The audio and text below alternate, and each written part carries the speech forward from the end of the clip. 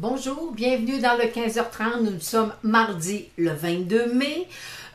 Marché négatif vers la fermeture de la journée parce que on perd 126 points sur le marché américain et on perd 3 points sur le marché canadien. Alors, et aujourd'hui, j'ai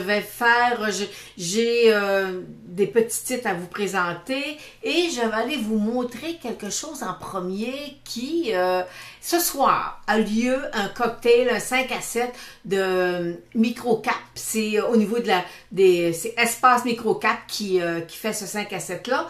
Et il parle de 3 titres dans le secteur de la santé. Et ce que je vais faire, c'est que je vais vous faire l'analyse des 3 titres techniquement. OK? Alors, eux, ils vont travailler le fondamental. Moi, je vais aller travailler les 3 titres techniquement. Puis, je peux vous dire que j'ai une belle surprise. Dans un des 3, j'ai une belle surprise. Mais vous savez, le secteur de la santé, c'est un secteur qui est plus à risque même que les petits titres miniers. Alors, mais c'est ça fait partie du lot. Alors, et là, on va aller voir, pour les clients d'Analystech, je vous avais présenté le titre de Chesapeake Energy, CHK.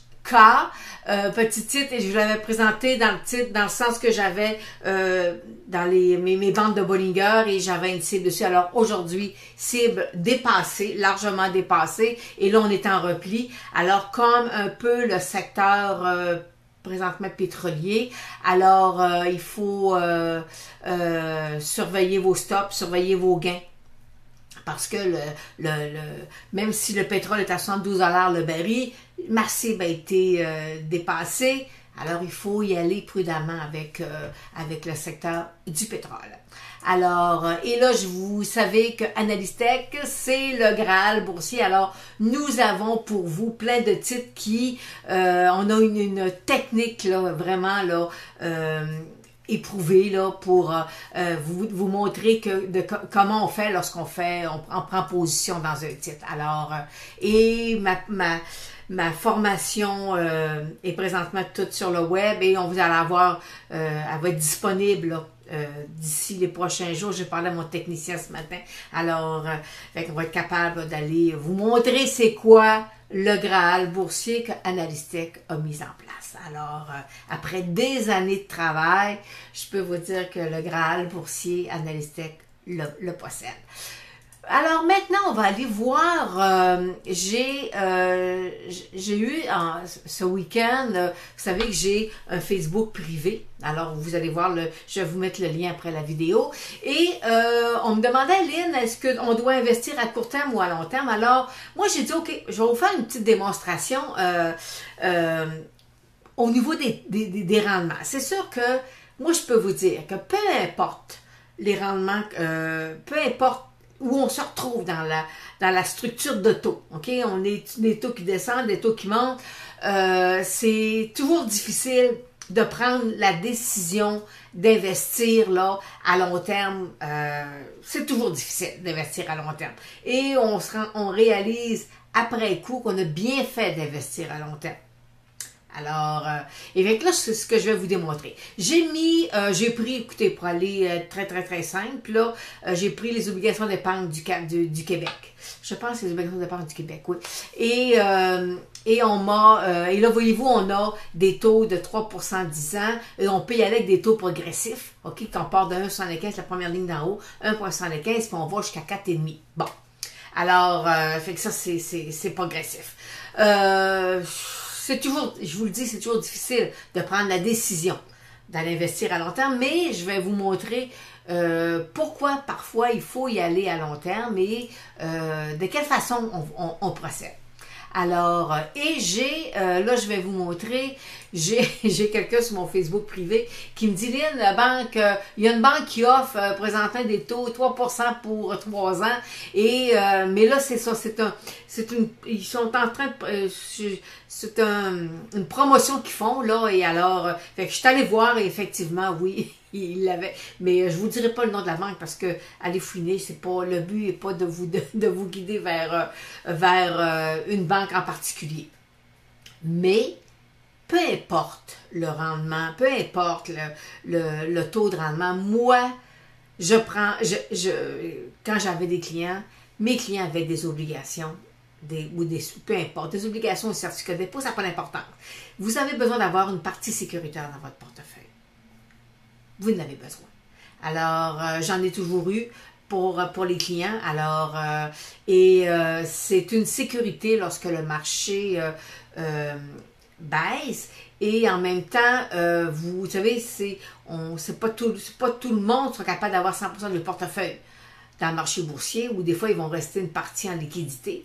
Mais parfois, vous devez avoir des obligations, des titres à revenus fixes. Quand je parle de titres à revenus fixes, je ne fais pas une mention de fonds mutuels. Okay? Alors, parce que les fonds mutuels, quand les taux d'intérêt se mettent à monter, un fonds mutuel d'obligation va perdre la valeur. Alors, moi, j'ai toujours privilégié d'avoir des titres à revenus fixes où j'avais ma garantie était là. Soit un certificat de dépôt ou une obligation. Une obligation, ben, si c'est une municipalité, à ce moment-là, c'est le pouvoir de taxation qui le garantit.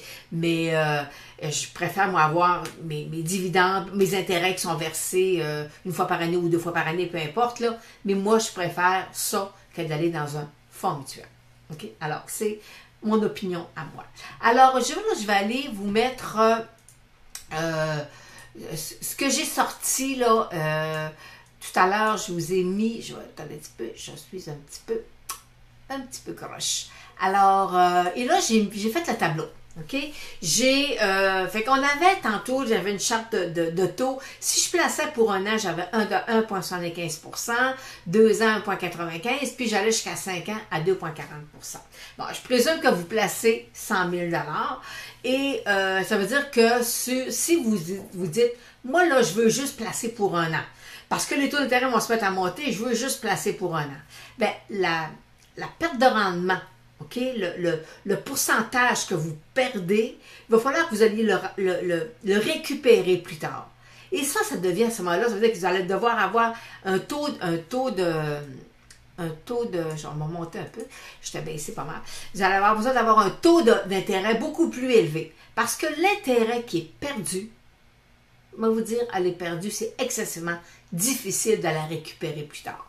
Alors, effectivement, j'ai présumé que le 100 000 a été placé à chaque année à 1,75%. Ça veut dire, sur 5 ans, on a 8 750 revenus d'intérêt.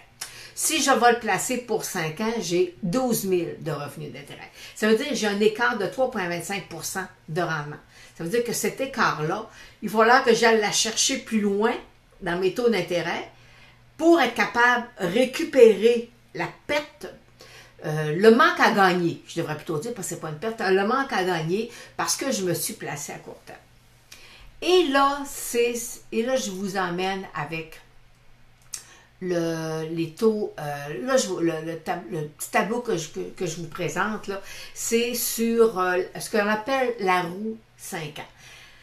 C'est jamais le bon temps pour la mettre en place. C'est jamais le bon temps parce qu'on est toujours lié aux fluctuations des taux d'intérêt. Des fois, on va prendre on va dire, OK, je vais aller me placer pour 5 ans. Et là, on a une hausse de taux qui apparaît.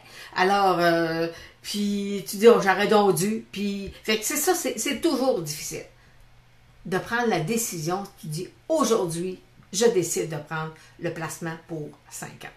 Alors, moi, ce que je suggère, c'est de prendre ce qu'on appelle les roues 5 ans. Ça veut dire à chaque année, j'ai un 20 000 qui est placé. Je place un 20 000, 1 an, 2 ans, 3 ans, 4 ans, 5 ans. Et ce qui va arriver, c'est que l'année prochaine, vous allez avoir votre 1 an qui va venir échu et vous allez aller le placer au meilleur taux, parce que mon taux de 5 ans va toujours être plus élevé que mon taux d'1 an. Donc, vous allez partir, vous allez le mettre au taux de 5 ans. C'est comme ça qu'on appelle faire la roue. Et là, je vous le fais sur 5 ans. Lorsque les taux d'intérêt commencent à monter, parfois, on peut aller chercher du 7 ans ou du 10 ans. Parce que si on prenait exemple, on va avoir une roue 10 ans, ben, je pourrais prendre du 1 an, 3 ans, 5 ans, 7 ans, 10 ans. OK? Alors, j'aurais 5 placements. Alors, Mais, comme je vous mentionne, c'est toujours difficile de prendre la décision d'aller se placer un peu plus à long terme. Mais la structure de taux présentement est en train de monter. Est-ce qu'on va stagner pendant 2 ans? Est-ce que les taux vont rester bas, en bas de 2% pour un an? On ne le sait pas. OK? Alors, c'est un choix. À un moment donné, vous devez prendre la décision d'aller investir un peu, de faire la roue sur 5 ans. Fait que c'est parce que le rendement qui est la perte d'intérêt, OK? Non, il ne faut pas que je dise une perte, parce que c'est pas une perte, c'est le manque à gagner, parce qu'on s'est placé à court terme versus à long terme. À long terme, vous allez voir, c'est excessivement difficile d'aller le récupérer. Alors, c'était ça un petit peu ma théorie là, pour lorsqu'on place à court terme versus à long terme, et on doit avoir dans son portefeuille des obligations. Vous savez, vous avez fait un bon gain sur le marché boursier. Vous dites, moi, je veux protéger ce gain-là. Vous allez le mettre dans un marché sécuritaire. Alors, là, on va aller voir le Dow Jones. Le Dow Jones, présentement, il est à 24 851 en baisse de 162 points. Alors, bon, là, je vais vous dire, je suis pas haussière. La seule, je suis pas baissière, c'est-à-dire, excusez-moi, là, j'ai toujours ma moyenne mobile de 200 jours qui est là. Regardez, attends, elle est montante, ma moyenne mobile de 100 jours, là. Et la seule chose, je suis en surachat. Alors, je pourrais peut-être corriger ou stagner encore pendant un certain temps, là. Mais pour l'instant, écoutez, j'ai beau regarder de tout bord et de tout côté. J'ai pas de cible baissière sur le Dow Jones.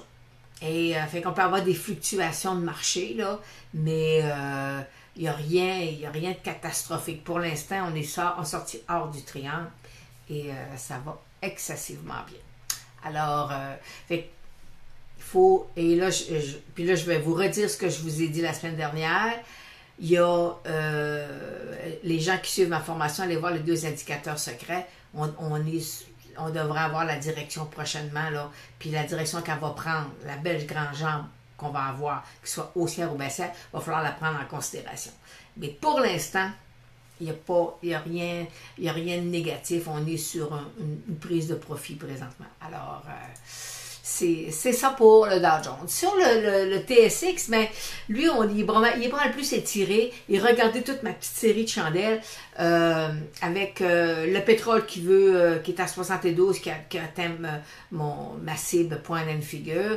Et l'or qui, tout à l'heure, était à 1291. Alors, il n'y a rien de bougé au niveau de l'or. Alors, fait que je suis pas... je fais attention, faites des prises de profit là, sur vos titres qui ont énormément, qui ont du gain. Alors, et le titre de Cameco que je viens de voir, mais je ne suis pas allée voir les nouvelles, excusez, je n'ai pas eu le temps d'aller voir les nouvelles, qu'est-ce qui s'est passé, mais on a une bonne baisse sur le Cameco et je mentionnais à mes clients qu'on était présentement dû pour avoir un repli sur le titre. Et c'est une bonne petite baisse aujourd'hui sur le titre de Cameco. Et forcément, je reviens avec le titre de Canadian Tire parce que le marché semble ne pas approuver l'achat de Elianson. Fait que je pense qu'ils trouvent ça un peu cher, là. C'est payé un peu cher. Mais pour l'instant, je pense pas que ce soit le marché ne veut pas. Alors, et j'ai pas encore, là, le marché est en indécision, on est au-dessus de moyenne mobile de 200 jours, j'ai pas de cible baissière sur le titre comme tel, là, mais fait qu'on va laisser, pour l'instant, c'est pas un achat, c'est pas une vente, il faut juste être prudent pour les gens qui ont le titre de Canadian Tire. Enbridge. Mais écoutez, Enbridge, j'avais un biseau inversé et j'avais ma moyenne mobile de 200 jours qui est baissière, et aujourd'hui, voyez-vous, vous savez, quand le pétrole veut commencer à bouger le moindrement, à ce moment-là, le marché, je pense qu'ils viennent de faire aussi une acquisition ou quelque chose, mais pour l'instant, voyez-vous, c'est pas un achat. C'est un petit peu plus difficile. Alors, fait que je vais aller vous présenter, les trois compagnies, les 3 titres là, que j'analyse pour Espace Cap. Et vous savez, on a une expertise dans les petits stocks. Alors, fait que c'est quand même intéressant. Et là, je vais aller vous mettre ce soir, Espace Microcap. On fait un 5 à 7, puis ils vont parler de bio. Alors, fait que si les gens veulent y aller, voyez-vous, c'est sur le boulevard René Lévesque. Alors, alors, on a trois titres à analyser. Le premier, là, je vous ai mis juste le symbole GSD, c'est un petit titre. Alors, manque de l'historique là, sur mon graphique. Par contre, puis là, voyez-vous, c'est baissier aujourd'hui. Moi, mon signal d'achat serait dépassé 70 sous. 70 sous, à ce moment-là, il reviendrait dans une zone là, lorsqu'il est rentré en bourse. Fait que pour l'instant, moi, c'est pas un achat du tout. Là, je vais pas voir le fondamental parce que les gens vont ce soir vont en parler un peu plus. Alors, fait que je fais juste sur du technique. Alors, voyez-vous, c'est présentement ce qu'on voit, c'est j'ai une résistance à 70 sous et c'est ce qui m'intéresse sur le titre. Là, un autre titre où Microbix, le symbole MBX. Bon, ben lui, c'est un titre que je suis depuis longtemps avec les clients d'Analystech. Alors, pour lui aussi aujourd'hui, c'est pas une bonne journée. Il se promène dans sa moyenne mobile 200 jours. OK, il vague dessus. Moi, si jamais il passe ma résistance à 40 cents, j'ai une cible mon premier objectif à 55 sous. Et c'est celui-là que je préfère le plus là, dans les trois titres que je vais vous présenter parce que j'ai une cible à long terme qui est super intéressante, mais qui n'est pas un achat présentement. Alors, je n'ai pas un point d'entrée. Là, je rapetisse un peu mon graphique. J'ai un petit couloir baissier. Mais présentement, le titre n'est pas là. On n'est pas dans c'est pas un achat. Par contre, à long terme, c'est un titre qui peut avoir énormément de potentiel. Je vous dis, techniquement parlant, c'est un titre qui peut avoir énormément de potentiel. Mais pour l'instant, c'est pas un achat tant et aussi longtemps que j'aurais pas percé ma résistance. Je pense que c'est à 47. Alors, mais c'est celui-là que je privilégie. Alors, les clients d'Analystech, vous avez le titre, vous avez l'analyse là avec mes cibles à long terme sur le titre. Et le dernier, c'est un titre qui a casqué. Écoutez là, c'est un titre que j'ai suivi. Vous voyez le cercle que je vous ai mis, c'est parce que j'avais déjà un signal baissier dessus et forcément le titre a corrigé. Et pour l'instant, je vous dis, pour pêcheurs en eau profonde seulement, il faut avoir une bonne tolérance au risque. Et c'est ça, il faut le laisser. Je préfère l'autre de tout à l'heure. Je préfère MBX mais pour l'instant, j'ai la baisse qu'il a subie, ben, c'est difficile, c'est très, très, très difficile d'aller récupérer cette baisse-là à court terme.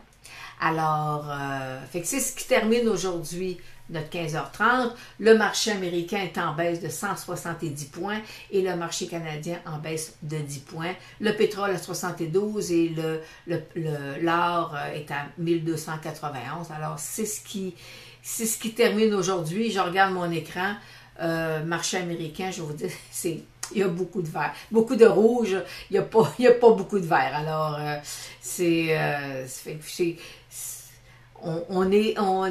les résultats des compagnies, on a de bons résultats, mais on est présentement toujours, il faut surveiller, là, surveiller vos gains. Il y a des prises de profit que vous devez prendre au niveau de vos titres pétroliers. Là. Alors, gênez-vous pas pour en faire. Là. Et c'est ça, fait qu'on est, mais par contre, je suis toujours au-dessus de ma moyenne mobile de 200 jours dans le marché, sur le marché américain. Alors, c'est ce qui termine mon 15h30. Alors, on se revoit jeudi. Et jeudi, on va avoir un spécial cannabis, une demande spéciale. Alors, je vais faire un spécial cannabis pour jeudi. Alors, d'ici là, portez-vous bien.